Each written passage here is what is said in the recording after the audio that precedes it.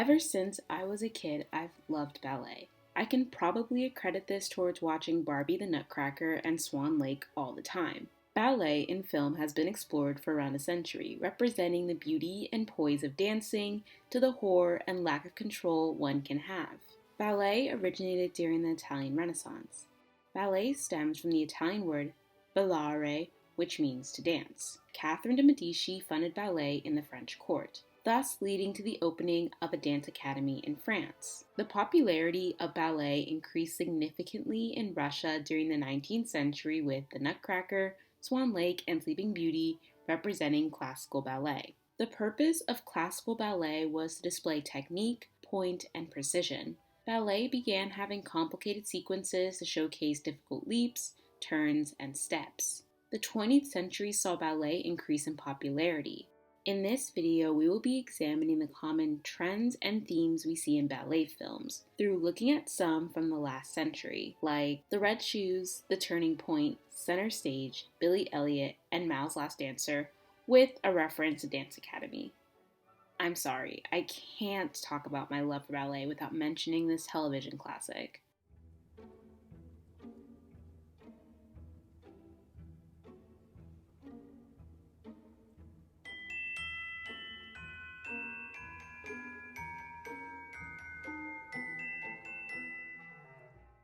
The 1948 film The Red Shoes changed how ballet was viewed from before. There was a discrepancy with how much ballet was in films, sometimes not at all, very little, not real, or with help from dance doubles, usually not given credit. Moira Shearer had been dancing professionally for years, originally declining the role of Vicky Page. She later wrote, "In striking a balance, dancing, talking about dancing, Red Shoes was the last thing I wanted to do. I fought for a year to get away from that film, and I couldn't shake the director off. It was 1946. It was the first season of Covent Garden, and I was trying to cope with all big, heavy parts. Oddly enough, of all people, it was Nanette de Valois who finally said, 'For goodness sake, do it. Get it off your chest in hours. Because I can't stand this man endlessly round bothering us any longer. Why don't you just do it and then it's done?' And I said, 'Yes, but then what? Can I come straight back into the company again and go on as if nothing had happened? Maybe you will then not want me back.' She said, 'Of course you come straight back,' which is what I did. I did all the work for 6 months. 4:30 in the morning till 7:30 at night.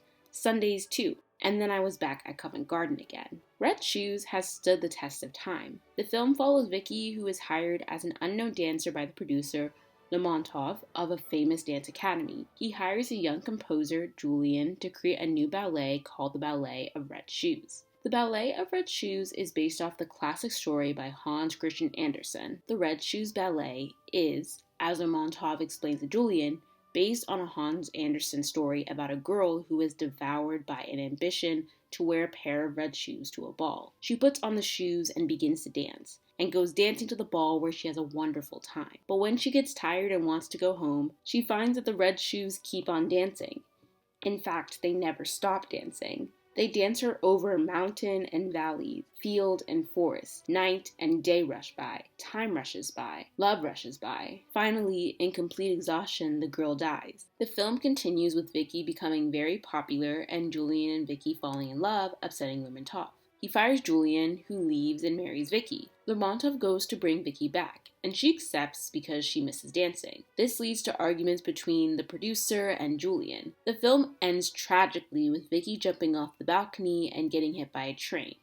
There have been discussions if Paige is responsible for her actions at the end, or is it the shoes that have gained control. The camera alternates between the shoes and her expression, which leads one to discuss this question.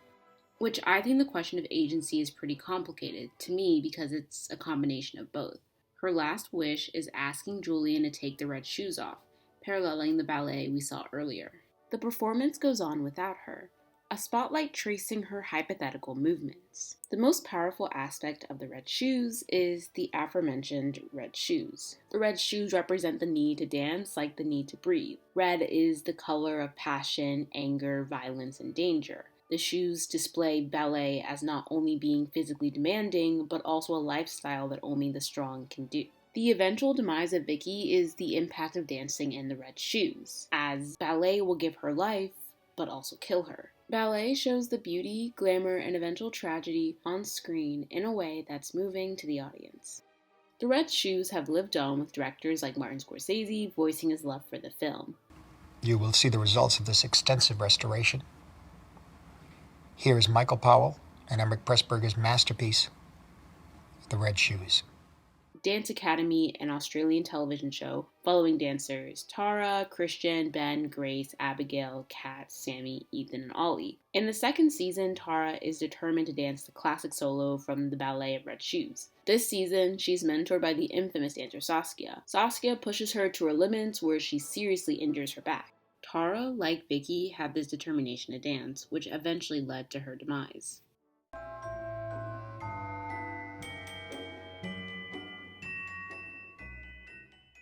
I love a good score, and for a ballet film, you have to have one. Ballets rely on little dialogue, and so the music is the one that tells the story. Crescendos to create tension, and decrescendos to create stillness. Red Shoes won the Golden Globe and Academy Award for Best Score. Ballet films have the unique task of balancing silence while having dialogue tell the story. For this, let's look at 2009's Mao's Last Dancer. Mao's Last Dancer is a biopic about Li Xuanxing based off his 2003 autobiography. During the Cultural Revolution in 1960s to 70s China, Li gets the opportunity to leave his rural town and train in ballet, eventually becoming an exchange student at the Houston Ballet. As a musical biopic, with the protagonist being a dancer, there is a specific structure, which is explained in framing Mao's Last Dancer as a musical biopic. Movement A is the rise. Li is the exceptional dancer meant for success. Movement B is the conflict, deciding between love and going back to communist China. Movement C is him leaving ballet after getting married when forced to stay in the United States. He eventually gets a Houston Ballet contract. Movement D is a success at Houston Ballet, going on tours, and eventually landing himself back in China. The score and color is able to depict the contrast between China and the United States. Every single ballet film on this list uses score in some way to tell the story. Movies like The Red Shoes and The Turning Point have dance sequences strategically placed near the middle of the film to progress it and be a breathtaking visualization. In The Red Shoes, Paige is nervous before going on stage and performing for the first time. We see her receive the shoes, excitedly dance, and the production design makes us entranced in this fantasy. We witness the shoes come to life as she's dancing everywhere and anywhere, but eventually she wants to stop. Like the character in the ballet, Vicky is captivated by the thrill of the Red Shoes. Movies like Center Stage, Billy Elliot, and Mao's Last Dancer end the film with a performance of the leads dancing on stage. Billy and Mao's Last Dancer both have their families come see them perform. In Mao's Last Dancer, his parents' expressions are shown alternating between him dancing on stage, his mother visibly crying. It transitions from applause to music, displaying the reconciliation of him with his family. His family comes on stage and he kneels, in tears. In Billy Elliot, his brother and father come see him perform as he's all grown up, and this scene is him transforming, a nod to Swan Lake. More on this later. 1977's The Turning Point follows two sisters, Dee Dee and Emma, where Dee Dee leaves the company after getting pregnant and Emma becomes a prima ballerina, with each sister becoming envious of what the other has. The movie was loosely based off the friendship between Isabella Miro Brown and Nora Kay. The two leads, played by acclaimed actresses Shirley MacLaine and Anne Bancroft, were nominated for Academy Awards. Dee Dee's daughter, Amelia, has the opportunity to go dance in New York City during the summer, and the relationship between a mother and daughter is affected. The noticeable dance sequences occur midway through the film, with the Pas de Deux, Black Swan, Anna Karenina, Ellingtonia, and Les Concerts. Color is rather important in ballet films, not only to represent the various ballets, but also in the film itself. There can also be a burst of color in one scene, like in Mao's Last Dancer near the end of the film. There is a lot of color in the scene of Li coming home to China and the excitement that brought. Red was important in The Red Shoes, and you can notice red in The Turning Point as well. Red is shown near the end of the film when Amelia is dancing with Yuri, her on/off-again boyfriend, almost like she's embracing the art of her dancing, acknowledging the connection of art and life. Red is worn at the end of Center Stage with Jodie dancing. Notice the red shoes. Color represents the different stages of a film, almost like the different acts in a ballet. We see black and white in almost every single film in some way, contrasting the good versus evil, light versus dark. In center stage, Ava and Sergei are wearing white and black, complementing one another. In Mal's Last Dancer, when he gets back into the Houghton Ballet, he's on stage wearing white, while the rest are wearing black. The colors we see represent the changes the dancers endure, white possibly representing purity and naiveness, and black representing despair and power. The costumes in ballet films are a deeper conversation, as they do usually follow wearing neutrals while rehearsing, like blacks, whites, and maybe even pinks, and experiment more with different colors during performances or outside of ballet. In center stage, Ava stands out by not wearing the typical black leotard at the beginning. The costumes represent the strict schedule and discipline that ballet has. Hers is still black, but the detailing is different from her classmates, ending with her getting in trouble.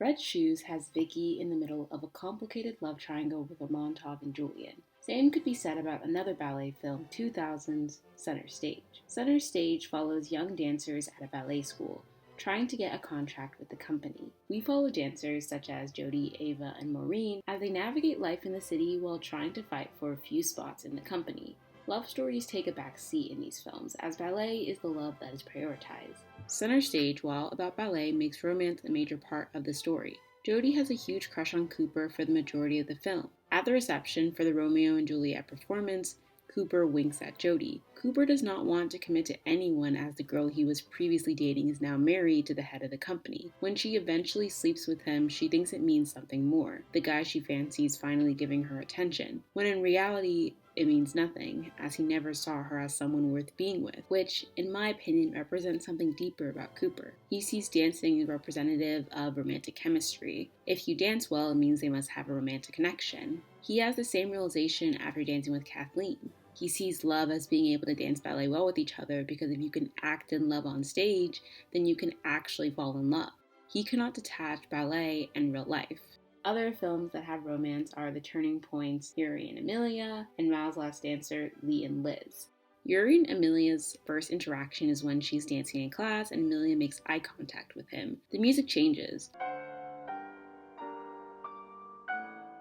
first only involving a piano to adding strings, foreshadowing the romance to come. It cuts to them dancing in a studio alone.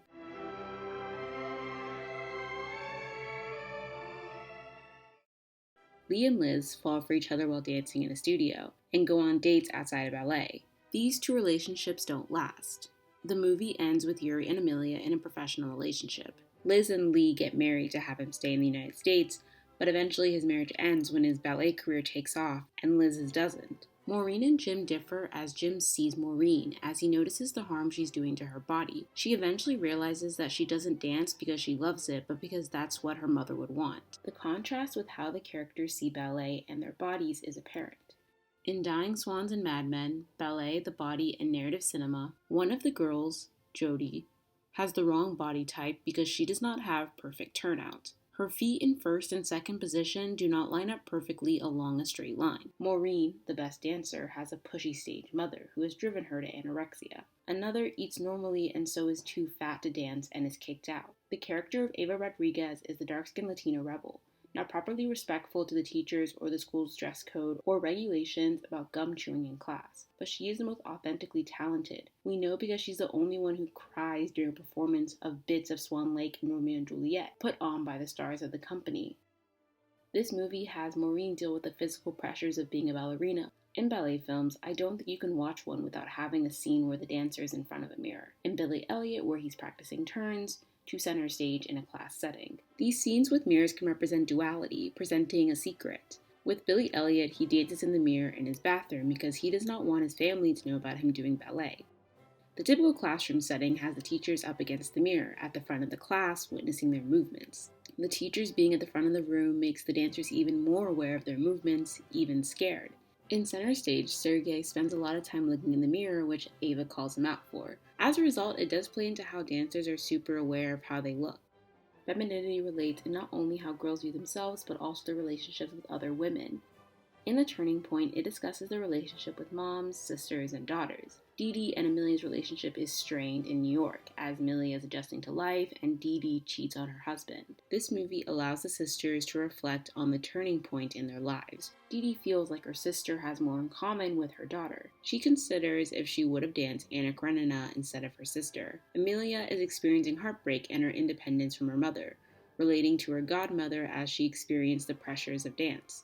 Emma never had a child, and being able to guide Amelia on her promising dance career allows her to have that chance in a small capacity. She later says in the film that Amelia is her friend and she never wanted a daughter, which I don't know if I believe. The scene where Dee Dee and Emma fight each other is a result of their emotions boiling over, and their fight leads to laughter. It begins with the two vocalizing their feelings. Dee Dee calls her dearest friend, not sister, and calls her a killer in comparison to Amelia. Emma will walk over anyone and still get a good night's sleep, which results in Emma throwing water in her face. Dee Dee runs away and they continue bickering with Emma, saying how she was second rate and she had a baby to prove her husband wasn't queer. That was when it got extremely personal. Dee Dee calls her a user, how she pretends to be in love, and Dee Dee's called a liar, saying how Emma doesn't have anything other than ballet. The two exchange low blows, coming after each other's insecurities. The slap results after Emma mentions her affair, which is interesting that the slap was a result of bringing up Dee Dee's infidelity, almost like bringing up her biggest regret is what finally broke her, the thing that drove her daughter away. The fight feels choreographed like a dance on stage, with them hitting one another and then being in a weird embrace. They separate and Emma discusses how jealousy is destructive.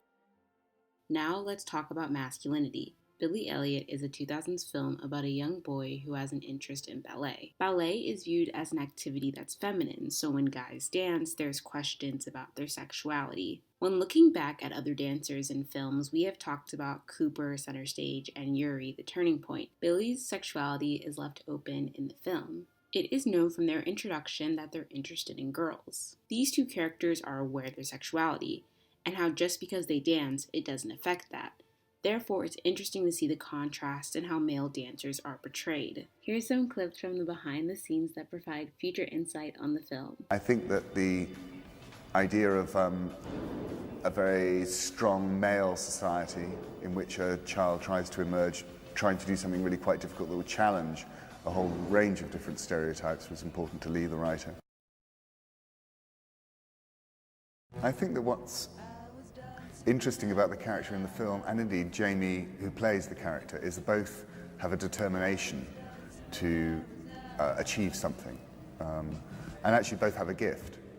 And the exploration of that gift and the pursuit of that gift, partly through the encouragement of, in Jamie's case, his family, his mother, and in the boy's case in the film, the dancing teacher, in a sense pushes the child to realize their full potential. In Boys, Class and Gender, from Billy Casper to Billy Elliot, Billy's problem is not whether he gets with other boys or men, but that he's giving off the wrong gender signals for his community. Notice at no point do we get a proper view of a man dancing.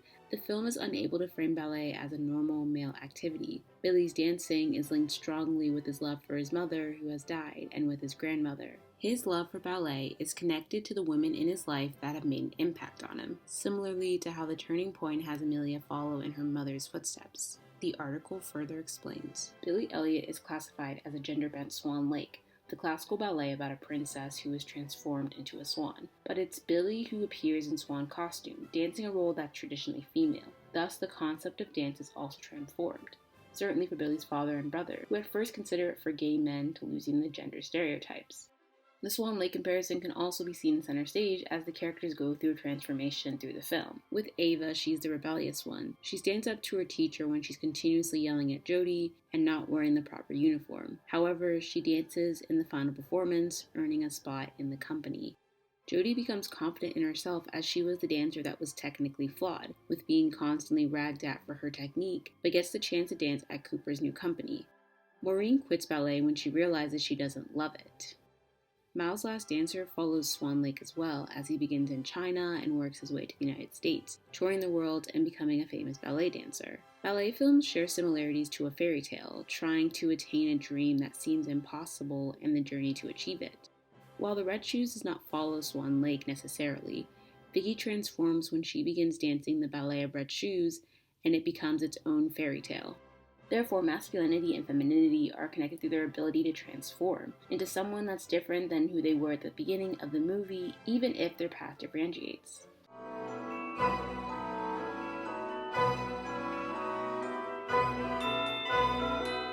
The other films don't discuss the cost of ballet even though it's expensive. Having to be better than the best of the best can be a dream for some and hard to make a reality. Specifically, in the movies involving male dancers, Miles and Billy, it was used as a way to escape their economic situation. In Billy Elliot, Billy applies to a ballet school in London to not fall into working at the mine like his family. The story is set during the 1984 to 85 miners' strike. The film is set during the miners' strike for a number of reasons. One is that it's essentially an enclosed, tightly knit community that becomes under extreme threat. Get inside, come on! And of course, the miners' strike was a great turning point in our post-war domestic life in this country. 84 was when, the mines were destroyed. That's when Thatcher decided she was going to destroy the miners. It was probably the biggest industrial dispute in the last 20 years, and it changed the whole course of industrial disputes thereafter. It was the end of mining in this country as we knew it, and and with the end of mining, it was also the end of community, which is what the film deals with in a sense, in two senses. Billy's losing his community, and the community themselves are disintegrating. I didn't know what a picket line was. I didn't know what a scab was. I didn't know anything about it. But Stephen, the director, told me a lot about it as well as we were going along, so Billy could get there. In Mao's Last Dancer, the movie contrasts with flashbacks to his past in China, and it was a constant reminder how lucky he was to be dancing in America. Let's get into Dance Academy. The Australian television show dealt with the topics discussed earlier, with the constant need to improve, the wear that ballet can have, and the financial cost, as Tara, Christian, and Sammy all go on scholarship. Now, in no way in this section am I going to get into all the different plots in the show, but for now I want to talk about a few. Tara's best friend Kat quits the academy after losing her passion, not caring about ballet as she feels she's just following in her mother's footsteps. She takes time off, and choreographing a dance in her new school leads her back to ballet as she realized she loves it. There was this relationship drama with Tara and Christian, with Tara wanting to have the same control that she doesn't always have while dancing. Tara was pretty insufferable at times, but she does represent the dream that anyone can do ballet, as she did not come from the typical background, a small town in the countryside. Christian follows under this as well. The conversation about the girls' bodies results in Abigail becoming anorexic, when Miss Rain mentions she does not have the ideal body type and comments about her gaining weight. Kat develops bulimia as this pressure to do ballet and wants to graduate with her friends. Abigail is my favorite character. She prioritizes ballet over anything and anyone, but after she falls for Sammy, she gains perspective that ballet isn't everything. The idea that art is life is damaging, and she allows herself to develop a life outside of ballet, like being in a musical. Sammy was the glue that held the group together, entering as one of the weakest dancers but becoming into his own. Sammy is figuring out his sexuality on the show and stands up to his parents. When he dies, the show transitions to a different tone in this later part of Season 2 to Season 3, as they're coping with grief. The show in Season 3 feels lost without him at times, as the characters are navigating without his advice. The leads are struggling as Christian takes time off ballet and is questioning his passion for it, and Abigail feels undeserving of love, not wanting to commit to Wes. Their grief leads to them dedicating dances for Sammy and him being a major part of the show to its conclusion. The ensemble dynamics allowed the teenagers to bond, and while they were competing for different roles and a place in the academy, the friendships they made is what was important. Ballet feels different from reality, so whenever we watch scenes that show the dancers outside of a controlled environment, it's refreshing. With Billy dancing through the street to the jazz class in center stage, and to Mao dancing in a club. The moment the protagonist achieves their goal, it can feel like a dream. These films get criticized for not being a realistic representation of ballet dancers' lives and how ballet companies work. Moira made sure to point this out, as Red Shoes is not a representation of an actual ballet company, but merely a film about ballet. Just as the young Moira Shearer became more famous than Margot Fonteyn and came in for a fair amount of sniping because of her technical limitations at the time of The Red Shoes, so did Leslie Brown get criticized after the film's release for not being of real ballerina quality or ability. The take on ballet that The Turning Point offers is free from much anguish about whether ballet is or is not a worthwhile profession to take up in the present day. It assumes that America, specifically New York City, is home to the best ballet in the world, and nobody dies as a result of desiring to be, becoming, or being in love with or related to a ballet artist. In conclusion, a lot of these films are displaying ballet in a way that's captivating and accessible to the audience, which is helping the audience correlate their experiences on screen to life itself. Ballet in film has continued to be a genre that will constantly evolve. In 2010, we saw Black Swan dominate award season, using psychological horror to depict the control ballet entails. We see the use of a mirror through the writing on it, the dance of Swan Lake, and the transformation of Nina to the role that led her to her devastating fate, which mirrors Vicky that came before. The film has spawned this darker portrayal of ballet, and principal dancers Gillian Murphy and David Halberd discussed Black Swan. Is the ballet profession as ruthless as it is portrayed in the movie? It's very competitive, especially to get into a company. I feel that once you're in the company, you have your personal goals to progress and to get more roles, and we're very supportive of each other. The mean-spiritedness portrayed in the movie was disturbing to me. It is a competitive art form, but what isn't a reality is the cutthroat, vicious attitude about it. Honestly, in any profession, there are ambitious ones and ones who roll with the punches and go with the flow. As professionals, is it difficult to watch ballet-themed movies that are aimed at general audiences? Ballet films in general have a lot of stereotypes, but I've enjoyed most of them. I would like to see a dance movie that's more realistic. One of my favorite films of all time is The Red Shoes. It has great performances and amazing cinematography. It asks the question of how can a dancer experience and portray greatness on stage and also have a full personal life. It's hard to be objective as a dancer seeing a dance film. Once they start talking ballet talk in a movie, you know it's geared towards a general audience, which I can understand. There's a sense of generality that dancers pick up on, but there's such a diversity of movies out there. Center Stage is very bubbly, the pop side of ballet. Black Swan is, of course, completely different. Ballet content will continue to come out. As the past year we've seen Tiny Pretty Things and Birds of Paradise, navigating the themes that are discussed, with ballet becoming a major part of one's life, the music, the color, the work that ballet entails, and the darkness that can engulf the dancer. Ballet in film represents a world that not many of us have experience in. I remember being fascinated by documentaries where we see into the life of ballet students that contrast these darker themes that we see in the media. These different representations, especially with the success of Black Swan, will continue to be intriguing in the audience's mind. It's going to be interesting to look at where ballet can go in the next 100 years.